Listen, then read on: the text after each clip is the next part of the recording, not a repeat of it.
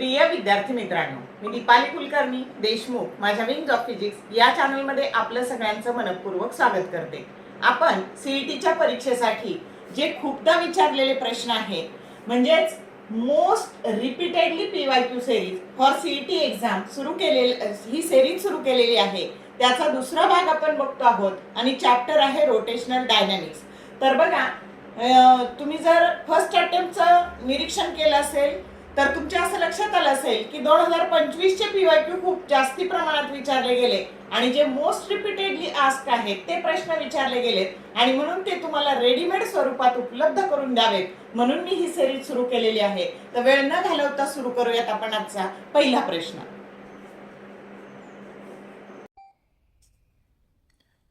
बघा, हा प्रश्न सीईटी 2019, 2020, 2021 आणि 2024 ला विचारलाय. A system consist of two atoms each of mass small m and separated by a distance of small r. If k is the rotational kinetic energy of the system about transverse axis passing through center of line joining the two atoms, then angular frequency of the system will be option A 2 by r into under root of k by m, option B r by 2 into under root of k by m, option C 2r into under root of m by k and option D r by 4 into under root of m by k. आता काय दिली आहे situation आपल्याला? तर आपल्याला असे दोन atoms दिलेत, हा पहिला आणि हा दुसरा. याचा मास स्मॉल m आहे, याचा पण मास स्मॉल m आहे आणि ते r इतक्या अंतराने सेपरेट झाले आणि त्याच्या बरोबर सेंटर मधून जो ऍक्सिस जातो त्याच्याबद्दलची k ही रोटेशनल कायनेटिक एनर्जी आहे, जिचा फॉर्म्युला असतो हाफ I ओमेगा स्क्वेअर आणि आपल्याला ही अँग्युलर फ्रिक्वेन्सी विचारली आहे. Omega that is equal to what? मग आता बघा, हे काढण्याकरता आपल्याला आता आपण k चा फॉर्म्युला लिहिला हाफ I ओमेगा स्क्वेअर, पण आपल्याला आधी या ऍक्सिसचं या सिस्टीम बद्दलचं मोमेंट ऑफ इनर्शिया काढून घ्यावं लागणार आहे. मग I that is equal to moment of inertia हे मास आणि हे जर टोटल अंतर r असेल तर हे अंतर r बाय 2 झालं, तर हा r बाय 2 चा स्क्वेअर हे एका ॲटमचं झालं. हे 2चं करायचं तर याला 2 ने मल्टिप्लाय करायचं आणि म्हणून मोमेंट ऑफ इनर्शिया आपल्याला मिळालं. हे झाले r स्क्वेअर बाय 4 आणि म्हणून मोमेंट ऑफ इनर्शिया मिळालं या दोन ॲटमचं या ऍक्सिस बद्दलचं mr स्क्वेअर बाय 2. आता kinetic energy, rotational kinetic energy k that is equal to half या I ची व्हॅल्यू सबस्टिट्यूट करू आपण mr स्क्वेअर बाय 2 आणि ओमेगा स्क्वेअर. मग आता ओमेगा स्क्वेअर ची व्हॅल्यू काय मिळाली आपल्याला? तर omega square that is equal to हे 2 टू जा 4 4k divided by mr square आणि म्हणून ओमेगा आता दोन्ही बाजूचं स्क्वेअर रूट घ्यायचं. 4 चं स्क्वेअर रूट 2 आलं, r स्क्वेअर चं स्क्वेअर रूट r आलं आणि बाकी under root of k by m ही झाली अँग्युलर फ्रिक्वेन्सी, जो करेक्ट ऑप्शन तुमचा A आहे. रिपीटेडली आस्क आहे, डिरेक्टली जर लक्षात ठेवलं तरी तुम्हाला चालू शकेल. समजलं का? आणि म्हणूनच आपण रिपीटेडली आस्क पीवायक्यू बघतो आहोत. हा प्रश्न सीईटी 2020, 2021 आणि 2025 ला विचारलाय. Two rings of radius r and nr made of same material have the ratio of moment of inertia about an axis passing through center and perpendicular to plane is 1:8. The value of the n is. आणि दिलंय बघा तुम्हाला mass per unit length remains constant. Option A 2, B 3, C 4 and D 5. तर आता बघा, तुम्हाला अशा दोन रिंग दिल्यात, ही पहिली रिंग आणि ही दुसरी रिंग आणि हिची रेडियस r, हिची रेडियस nr दिली. त्यांच्या मोमेंट ऑफ इनर्शियाचा रेशो हा 1:8 दिलाय आणि तुम्हाला ह्या n ची व्हॅल्यू विचारली आहे आणि दोन्हींची मास पर युनिट लेंथ ही सेम आहे. मग आता बघा, याच्या मास पर युनिट लेंथला आपण लॅम्बडा म्हणू आणि ही टोटल लेंथ झाली 2πr आणि याची झाली 2πnr. मग आता बघा, lambda that is the mass per unit length, याचं मास m1 ह्या रिंगचं, पहिल्या रिंगचं, दुसऱ्याचं m2 आणि म्हणून m1 मास पर युनिट लेंथ ही 2 पाय r आली आणि याची मास पर युनिट लेंथ लॅम्बडा मास m2 आणि लेंथ 2 पाय nr. समजलं? मग आता याच्यावरून m1 आणि m2 ची व्हॅल्यू पहिल्या रिंगचं मास हे आलं लॅम्बडा इंटू 2 पाय r आणि दुसऱ्या रिंगचं मास लॅम्बडा इंटू 2 पाय nr. मग आता मोमेंट ऑफ इनर्शिया काय असतो तर मास आणि ह्या ऍक्सिस बद्दलच्या त्या रिंगच्या सेंटर मधून जो ऍक्सिस जातो त्याच्याबद्दलचं मोमेंट ऑफ इनर्शिया असतं r स्क्वेअर mr स्क्वेअर आणि म्हणून पहिल्याचं रिंगचं मास m1 आणि रेडियसचा स्क्वेअर r1 आणि दुसऱ्याचं मास m2 आणि रेडियसचा स्क्वेअर r2. पण आता रेडियस त्याची nr आहे आणि म्हणून n स्क्वेअर आणि r स्क्वेअर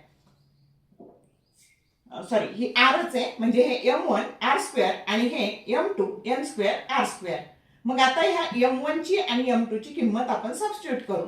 मग आता ती काय आली तर लॅम्बडा 2 पाय r आणि इनटू हे r स्क्वेअर म्हणजे हे झाले r क्यूब. आता हे बघा m2 हे लॅम्बडा इनटू 2 पाय nr आणि इनटू हे n स्क्वेअर r स्क्वेअर आणि म्हणून हे झाले 2 पाय n क्यूब r क्यूब. सगळं कॅन्सल झालं आणि शिल्लक काय राहिलं तर 1/n क्यूब आणि जी व्हॅल्यू तुम्हाला दिलेली आहे 1/8. मग आता इथे जर कंपॅरिझन केली तर n बरोबर काय झालं तर n बरोबर 2 झालं जो करेक्ट ऑप्शन तुमचा ए आहे. आता एवढं करत बसायचं नाही. रिपीटेडली आस्क आहे एका मिनिटात उत्तर देता येतं की I1/I2 जर त्याची मास पर युनिट लेंथ सेम दिलेली असेल तर इथं सरळ घ्यायचं बघा तुमचं उत्तर येतं 1/n क्यूब असं. हे r आणि nr दिलं तर आणि ही जे आहे हे कंपॅरिझन करायचं कारण हे जे 8 आहे हे 2 चं क्यूब रूट आहे आणि म्हणून 2.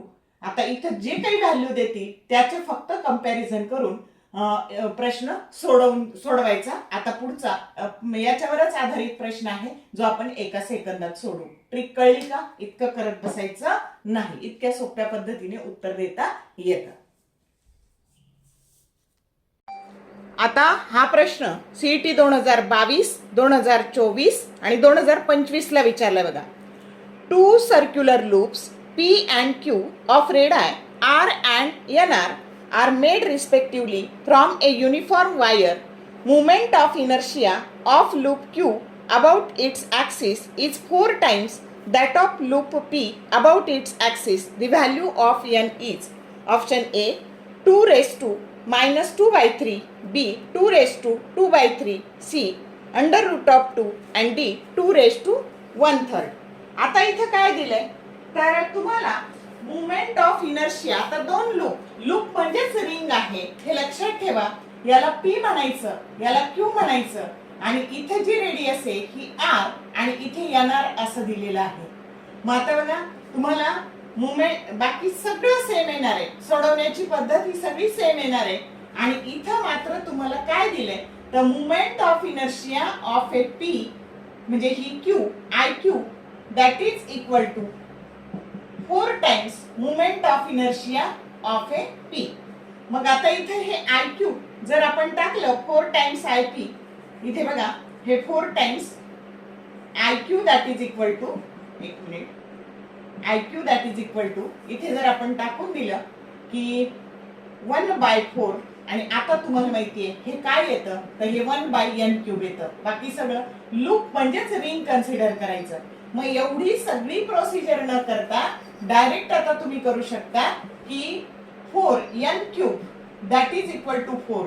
मग आता क्यूब रूट जर घेतलं तर n बरोबर 4 1/3.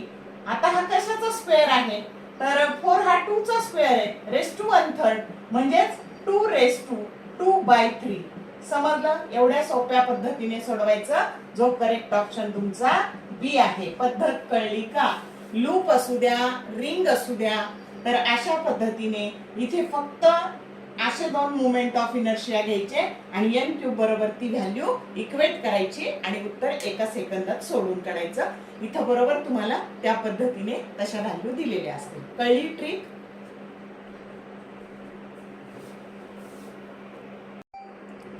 हा प्रश्न CET 2020, 2024 आणि 2025ला आलाय बघा. A thin rod of length capital L and mass capital M is bent at the middle point O at an angle of 60 degree. The moment of inertia of the rod about an axis passing through point O and perpendicular to the plane of the rod will be.